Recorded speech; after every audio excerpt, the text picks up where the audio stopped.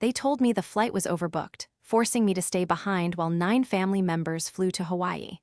I was heartbroken but understanding until the photo arrived. They were partying in the luxury villa I paid for. I didn't scream. I just called the bank and reported every single charge as fraud. Before we continue today's story, we have an urgent announcement to make. Due to technical issues, we are pivoting towards another channel. Please subscribe to our new channel, Kin and Karma. You can find the link in the video description, the pinned comment, and the collaboration tag on this video. Make sure to switch over now so you don't miss out. Thank you for your support. Now back to the story. The suitcase was waiting by the front door. It wasn't just any suitcase. It was the vintage, leather oversized rolling bag I had bought specifically for this trip, a treated hide that smelled of excitement and long overdue relaxation.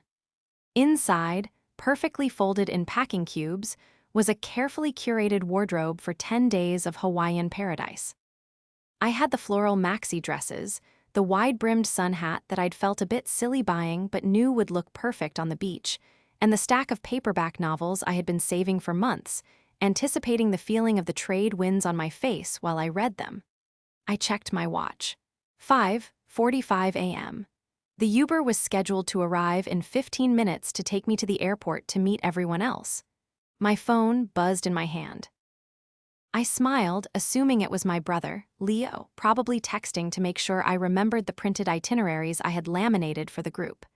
That was my role in the family. The organizer, the payer, the one who made sure the logistics were seamless. I was a senior logistics coordinator for a major shipping firm. Moving goods and people around the world was literally my profession. But the name on the screen wasn't Leo. It was Aunt Patris. "Hey, Auntie." I answered, my voice raspy with morning sleep but cheerful. "I'm just grabbing coffee. I'll see you at Terminal 4 in." "Sophie, stop," Patris's voice cut through the line. It wasn't frantic, which was strange. It was flat, resigned. "Don't get in the Uber." My stomach did that terrible, sudden flip, the kind you feel when you miss a step on a staircase in the dark. What? Why? Is everyone okay? Did something happen to Mom? "Everyone is fine," Patris said, though I could hear the background noise of the terminal behind her, the distinctive hum of announcements and rolling luggage. "It's the tickets, Sophie. We're at the check-in counter now. There's been a massive mix-up." I gripped the edge of my kitchen counter. "What kind of mix-up? I have the confirmations right here. I booked the group rate myself 6 months ago." I know," she sighed, a sound that implied she was dealing with a great burden. "But the agent here is saying the flight is overbooked, completely full. They're bumping passengers." We tried to argue. Leo tried to yell. But they're saying there's literally 1 seat fewer than we have people. "Okay," I said, my mind immediately shifting into problem-solving mode. "Okay, don't panic. Who got bumped? Was it the kids? I can get on the phone with the Platinum desk right now." "It's you, Sophie," Patris said. The silence in my kitchen was deafening. The hum of the refrigerator seemed to stop. "Me." "Yeah, they said since you were the primary cardholder on the booking but the last to check in online, you got flagged. I don't know, honey, it's all technical mumbo-jumbo. But the plane is full. There are no other flights out until Tuesday." Today was Friday. The trip was only 7 days long. If I flew out Tuesday, I'd miss almost the entire vacation. I can come down there," I stammered, looking at my beautiful leather bag. "I can talk to the gate agent. Usually, if you offer cash, someone will volunteer to give up their seat. I have status with this airline, Auntie. Let me come talk to them." "No," Patris snapped almost too quickly. Then her voice softened, dripping with a sugary, patronizing tone I knew too well. "Look, honey, the gate is closing in 20 minutes. We have to go through security. If you come down here, it'll just be a scene. Leo is already a wreck about it. Don't make it harder on him. Just stay home. Maybe it's a sign you need to rest. You've been working so hard." "But it's my trip," I whispered. "I paid for the villa." "And we are so grateful," she rushed on. "We'll take tons of pictures. We'll FaceTime you. Look, they're calling our zone. I have to go. I am so sorry, Sophie. Love you." The line went dead. I stood there for a long time, the phone still pressed to my ear, listening to the silence. My Uber notification popped up. Your driver, Ahmed, is arriving in 2 minutes. I canceled the ride. I sat down on my suitcase, the leather creaking under my weight, and I stared at the front door. I didn't cry immediately. I was in a state of shock, a physical numbness that started in my fingertips and worked its way up to my chest. It wasn't just that I was missing the vacation. It was the feeling that I had been discarded. I was the architect of this joy, yet I was the only one excluded from it. As the sun began to rise, casting long, lonely shadows across my living room floor, a single thought pierced through the heartbreak, sharp and cold as ice. The betrayal wasn't the airline's mistake. It was the ease with which they left me behind. The first day was a blur of gray misery. I didn't unpack. I couldn't bring myself to put the floral dresses back into the closet. That would be admitting that the dream was truly dead. Instead, I left the suitcase by the door, like a monument to my own gullibility. I spent the morning wandering around my empty house. I had taken the week off work, obviously, so I had nothing to distract me. The silence was oppressive. Every time I looked at the clock, I calculated where they were. 8:00 a.m., they are in the air now. 11:00 a.m., probably serving the meal service. I pre-ordered the vegan option for Julia because she's been trying that new diet. 2:00 p.m., approaching the islands. The view out the window must be incredible. I tried to be rational. Airlines overbook flights all the time. It's a known industry practice.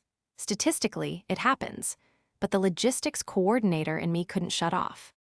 My brain kept snagging on small, jagged details that didn't fit the smooth surface of Petrus's story. Why was I the one bumped? I was the primary booking agent. Usually, the airline bumps the people with the lowest fare class or no status. I was gold tier. And why did Petrus insist I not come to the airport? If I had been there, I could have leveraged my status to bump a stranger or at least negotiated a massive compensation voucher. Her refusal to let me try felt protective, but who was she protecting? Around 3:00 p.m. my phone chimed. It was a text from Leo. Leo, hey Soph, just landed. It's beautiful here. We are all so bummed you aren't here. Honestly, it doesn't feel right without you. Petrus is trying to cheer everyone up, but we miss you. So sorry this happened. I stared at the screen. Bummed, doesn't feel right. I typed back, I'm glad you made it safely. Did you guys get the rental vans okay? The confirmation number is in the binder I gave Mom. Leo, yeah, smooth sailing. Julia says hi. She feels terrible. I didn't reply to that. Julia, my sister-in-law, had been the one pushing for Hawaii over Mexico. She had sent me links to the specific villa we booked, the Grand Kapalua, costing $1,200 a night. I had swallowed hard at the price but agreed because I wanted this reunion to be perfect. I wanted to spoil my family. I was the single one, the career woman with no kids, and I had always felt a subtle pressure to be the provider of luxuries. I put the phone down and walked to my home office. I needed to do something to stop the pity party. I decided to log into my credit card portal. I wanted to see if the airline had processed a partial refund for my ticket yet. If they had denied me boarding involuntarily, legally, they owed me 400% of the one-way fare. I wanted to see that credit. It would be a small consolation prize. I logged in. My eyes scanned the recent transactions. Pending, Hawaiian Airlines in-flight purchase, $45. Pending, Hawaiian Airlines in-flight purchase, $32. Pending, HNL airport car rental, $850. I frowned. They were using my card for snacks. I had told them to use the card for the big expenses, but Leo had his own money for drinks. Whatever, I let it slide. But there was no refund pending from the airline. I clicked on the flight details in my saved email folder. I pulled up the reservation code on the airline's website. I just wanted to see the status, refunding, or canceled next to my name. I typed in the confirmation code, H7J9K2. The itinerary loaded. Passenger list. Petrus Miller flown. Leo Miller flown. Julia Miller flown. Sophie Miller no-show. I froze, my breath caught in my throat. No show. Not denied boarding. Not involuntary bump. No show. In airline terminology, no show means the passenger had a valid ticket, a reserved seat, and simply failed to appear at the gate. It meant the seat had been there. It meant the plane hadn't been overbooked at all. I sat back in my ergonomic office chair, the leather cooling my skin, but my blood was boiling. If I was a no-show, that meant there was an empty seat on that plane. A seat that flew all the way to Hawaii empty. Why would Patris lie? Why would she tell me the flight was full? I replayed the phone call. Patris's voice cut through the line. Don't get in the U-berth.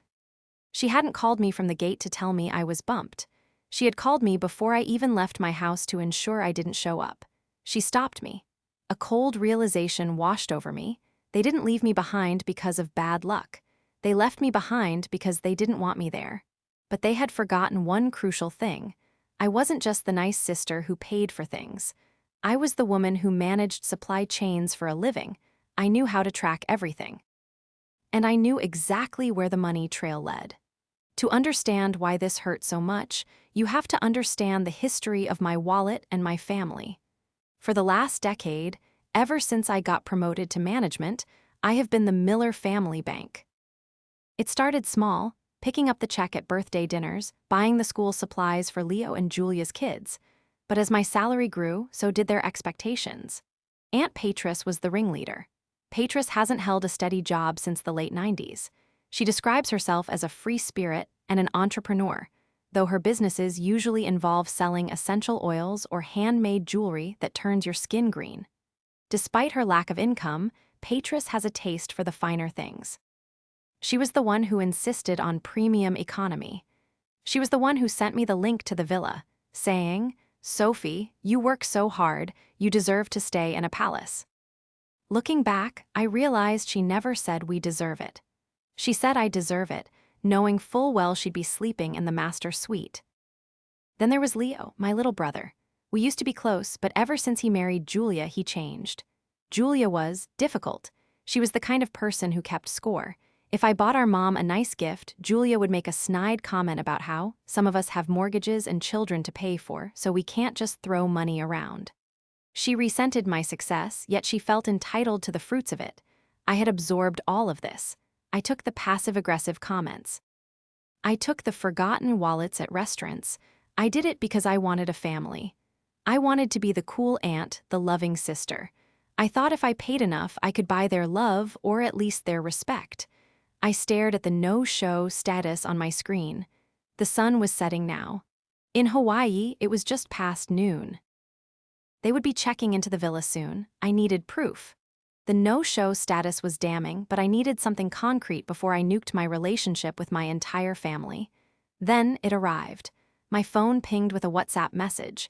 It was from Patris in the family group chat Aloha Vibes 2024, a name Julia had picked. "Patris, we made it. The villa is stunning. Sophie, you really outdid yourself with this pic. We are pouring one out for you. Wish you were here." Attached was a photo. It was a selfie.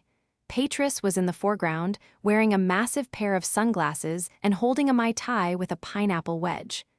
Julia was next to her, throwing up a peace sign, looking tanned and triumphant. Leo was in the background, looking a little sheepish, hauling luggage. But it was the background that caught my eye. They were standing in front of the massive double doors of the villa. It was a carved mahogany entrance, flanked by tiki torches. And hanging right there, in the center of the door, was a custom wooden welcome sign provided by the luxury rental company. It was clearly legible in high definition. "Welcome to Paradise, the Sophie Miller Party." My name was on the door of the house they were walking into, the house they had barred me from entering. And then, the second email hit my inbox. From Grand Kapalua Villas and Concierge Subject, Invoice 4492, check-in complete. "Dear Sophie, welcome to Maui. We have successfully checked your party. Per your instructions on file, we have charged the remaining balance of the accommodation, plus the requested, stock the fridge luxury package, and the private chef deposit for tonight's welcome dinner, to the card on file ending in 4092. Total charge processed, $14,250. I read the number, $14,250. I looked back at the photo. I zoomed in on Petrus's sunglasses.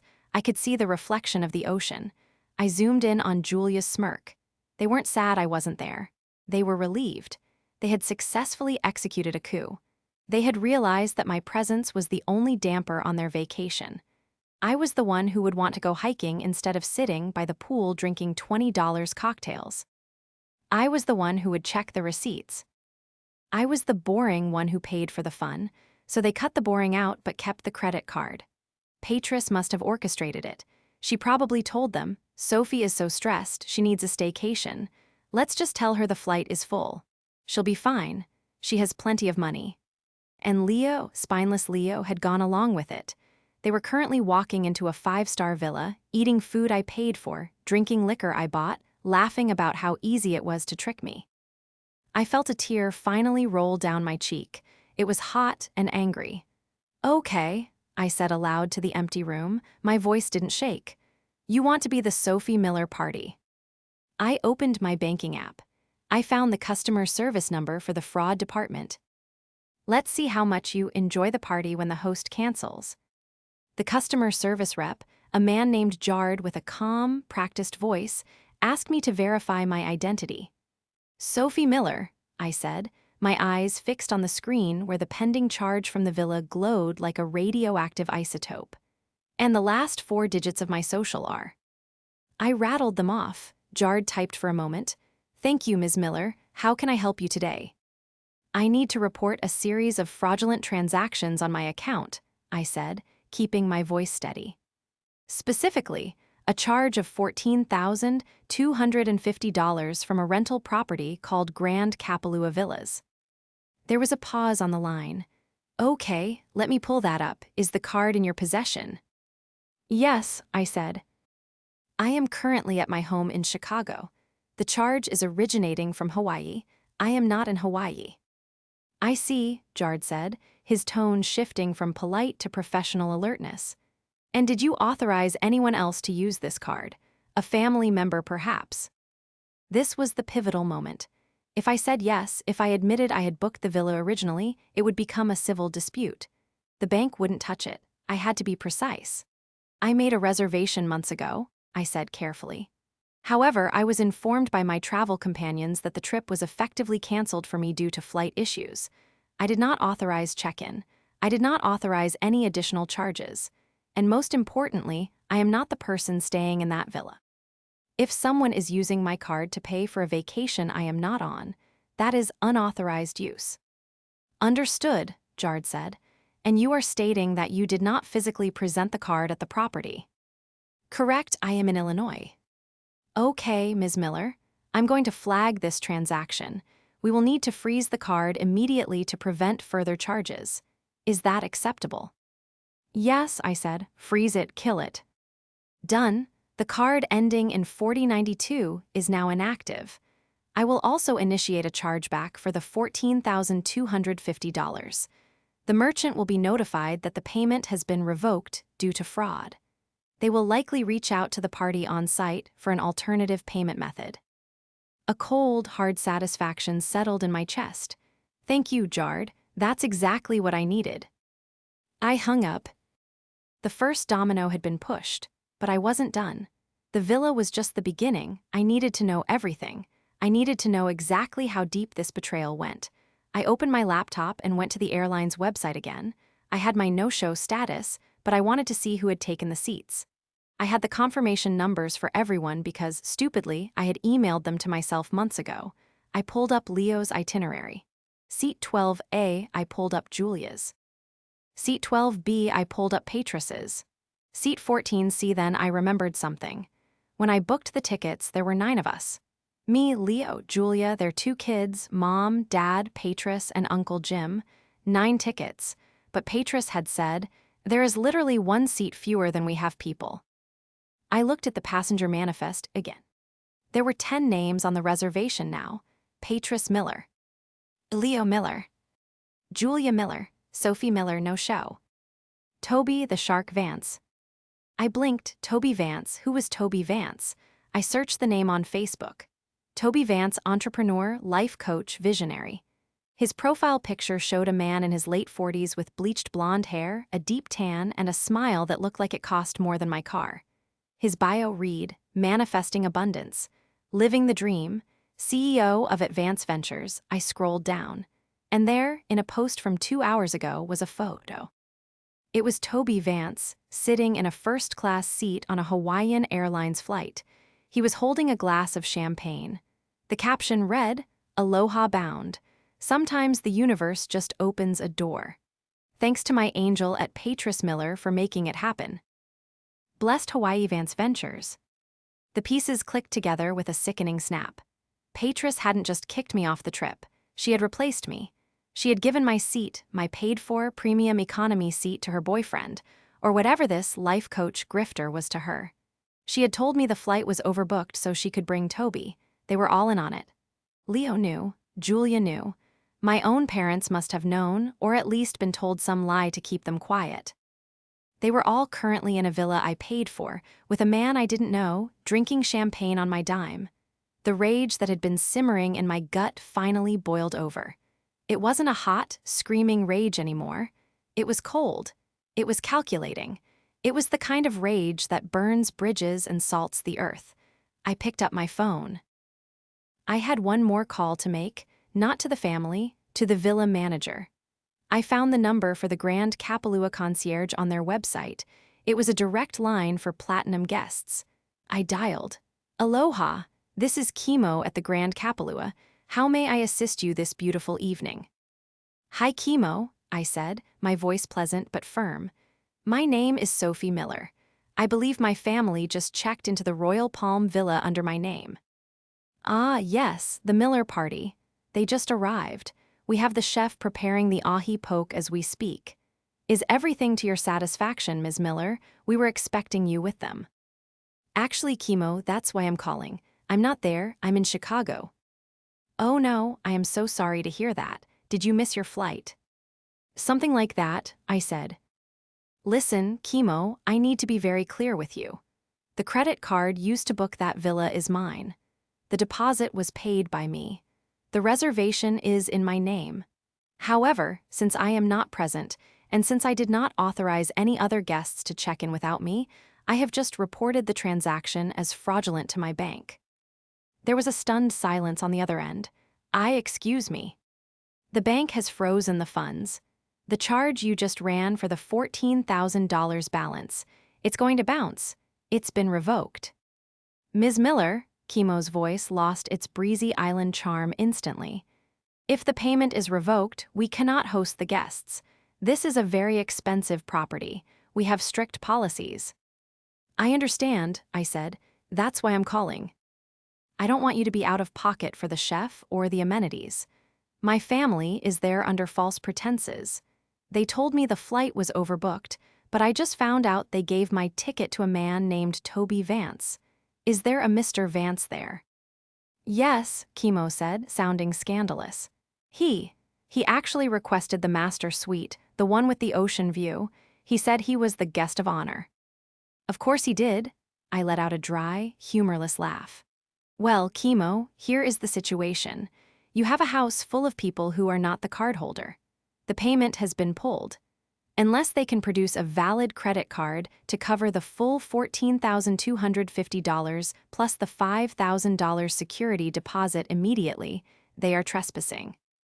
"I will have to go over there right now," Chemo said, his voice tight. "This is highly irregular. We have a zero-tolerance policy for payment disputes upon check-in." "Good," I said. "Go over there. Tell them the card was declined. Tell them the owner of the card reported it stolen.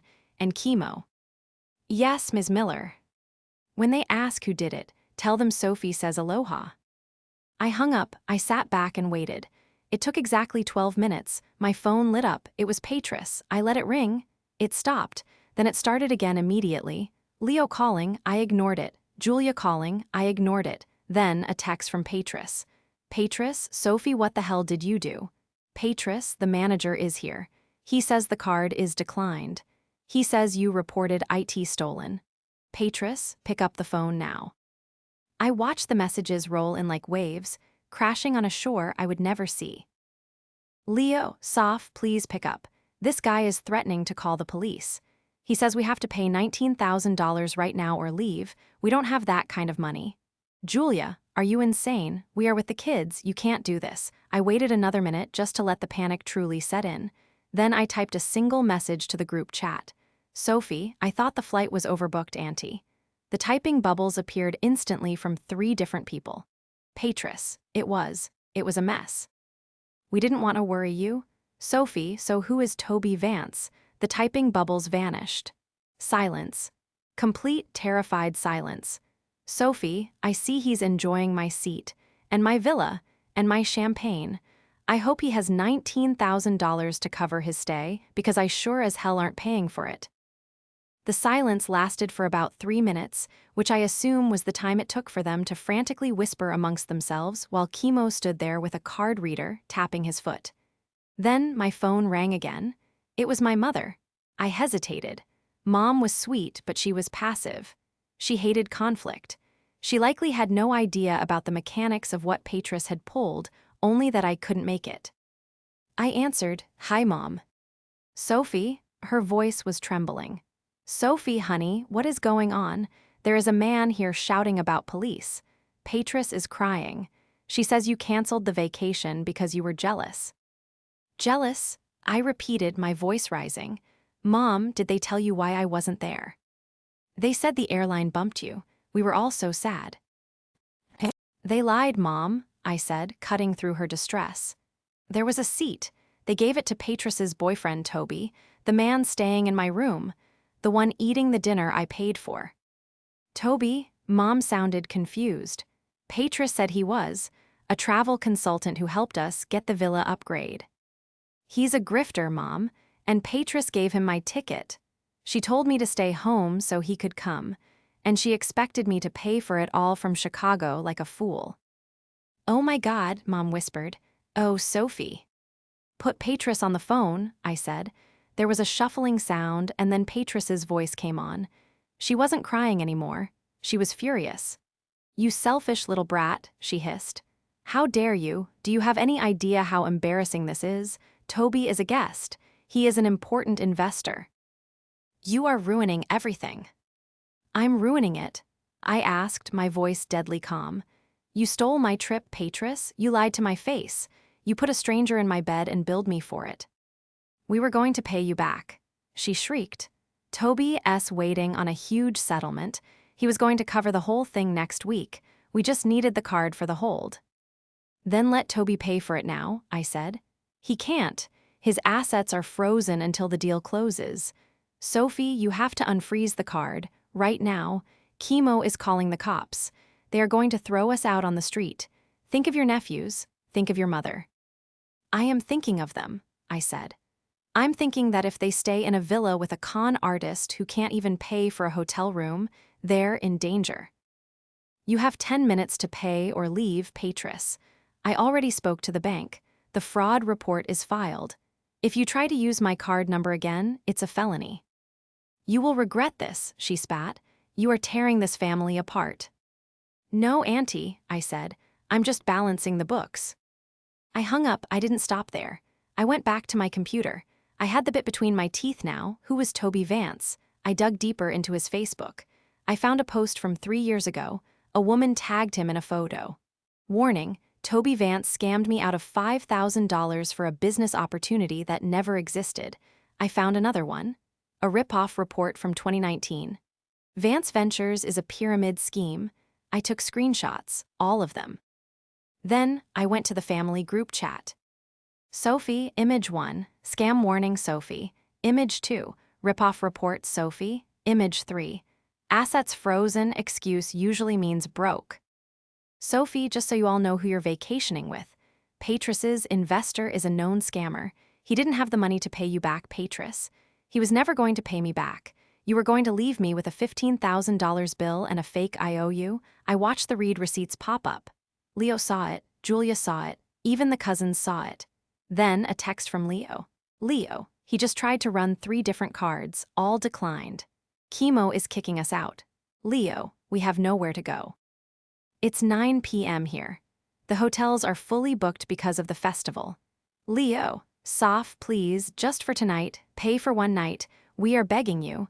I looked at the no-show on my screen. I looked at the leather bag by my door. I looked at the empty space where my family should have been. I remembered the years of paying. The years of Sophie will handle it. The years of being the ATM with a heartbeat. I typed back. Sophie, ask Toby to manifest a hotel room. I blocked the number. I blocked Patris. I blocked Julia. I blocked everyone except my mother. 10 minutes later, I got a notification from my bank app. Alert, decline transaction, $450. At Aloha Taxi Service. Reason, card frozen. They were in a cab, they had been evicted. I walked to the kitchen and poured myself a glass of wine. It wasn't a Mai Tai and I wasn't in Hawaii. But as I took that first sip, sitting in the quiet of my own home, paid for with my own money, I realized something. This was the most relaxing vacation I had ever had. The next morning, I woke up not to the sound of waves, but to the silence of my Chicago apartment. It was a peaceful, heavy silence, broken only by the chirping of a cardinal outside my window. I stretched, feeling a strange sense of lightness. For the first time in years, I wasn't waking up with a mental checklist of everyone else's needs. I checked my phone. My mother had texted me at 3:00 a.m. local time. Mom, we are at the airport. Toby left. He took an Uber to a friend's house and just left us standing on the curb with all the luggage. Patris is hysterical. Leo is trying to get flights home, but the prices are astronomical. We have no place to stay. I stared at the message. The image of my family, my mother, my brother, my sister-in-law, and the kids, standing on a curb in Honolulu in the middle of the night while the millionaire boyfriend sped off in an Uber was almost too cinematic to be real. I felt a twinge of guilt for my mother. She was caught in the crossfire. But then I remembered she had boarded that plane knowing I was left behind. She had watched me get erased from the trip and said nothing. I didn't reply immediately. I made coffee. I sat on my balcony. I let the reality sink in. Around noon, my phone rang. It was a number I didn't recognize with an 808 area code. Hawaii, I answered. Hello. Is this Sophie Miller? A male voice, tired and defeated. Yes. This is Leo. I'm borrowing a stranger's phone because my battery died and I don't have a charger. Hi, Leo, I said, my voice cool. Soph, please, he cracked. He sounded on the verge of tears. We've been at the airport for 6 hours. We tried to get a hotel, but without your card, we couldn't cover the deposit for 3 rooms. Julia's credit is maxed out. Patris's cards are declined. We are stuck. Where is Toby? I asked. He bilayed. As soon as the villa kicked us out, he said he had to go secure funds and just vanished. He blocked Patris's number. Imagine that, I said dryly. The man who stole my seat also stole your dignity. I know, Leo sobbed. I know we messed up. I know it looks bad, but we have no way home. The one-way tickets for today are $1,200 each. We don't have $10,000, Soph. We literally don't have it. You had $14,000 yesterday, I reminded him. You were ready to spend my $14,000 on a villa. That was supposed to be temporary. Patris swore Toby was good for it. Patris lied, Leo, and you knew it. You knew I wasn't bumped. You knew there was a seat. You chose a con artist over your sister because you thought you'd get a free vacation. I'm sorry, he wailed. I am so sorry. Please can you buy the tickets? We will pay you back, I swear. I will sign a contract. Anything, just get Mom home. I looked out at the city skyline. I thought about the years of Sophie will handle it. I thought about the no-show on my screen. No, I said. The silence on the other end was absolute. What? Leo whispered. No, I am not buying your tickets. I am not rescuing you. You are a grown man, Leo. You have a wife, you have a mother, you figure it out. Call your bank. Call a friend. Sell the luggage, I don't care. But Mom. I will buy one ticket, I said. For Mom, I will email the confirmation to her phone. She can fly home today. The rest of you, you're on your own. Sophie, you can't leave us here. You left me in Chicago, Leo. You left me with a suitcase by the door and a lie. At least you're in Hawaii. Enjoy the beach. I hung up. I bought my mother a first-class ticket home. It cost me $1,800. I didn't care. It was the last money I would ever spend on this family trip.